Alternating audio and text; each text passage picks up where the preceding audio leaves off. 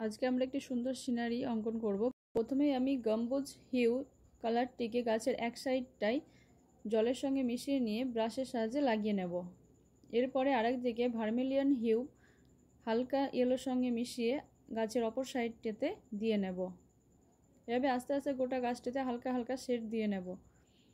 এরপরে হালকা একটু ব্রাউন শাইনার নিয়ে আস্তে আস্তে করে গাছের কিছু কিছু অংশে দিয়ে নেব শেড হিসাবে, যাতে গাছটিকে আরও সুন্দর লাগে দেখতে।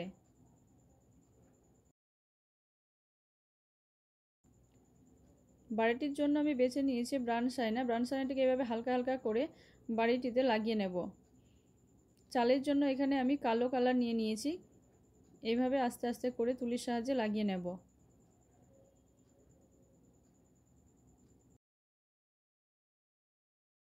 দেয়াল করার জন্য আমি কালোর সঙ্গে হালকা ব্রাউন শাইনা মিশিয়ে দেয়ালগুলিকে করে নেব।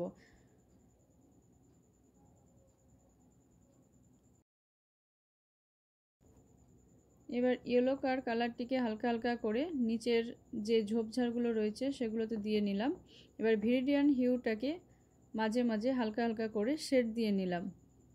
আস্তে আস্তে করে এইভাবে তুলির সাহায্যে লাগিয়ে নেব। ঝোপঝাড়গুলিকে যাতে আরও সুন্দর লাগে দেখতে এইভাবে করে নেব।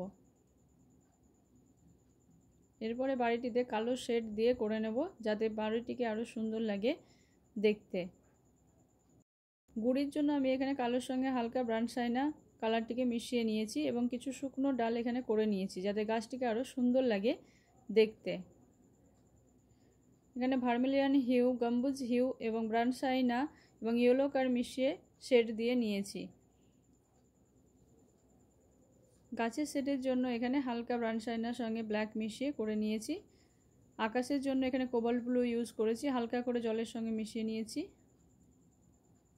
এই হয়ে গেল আমাদের সুন্দর একটি সিনারি। এবার কিছু ছোট ছোট পাখি করে নিয়েছি।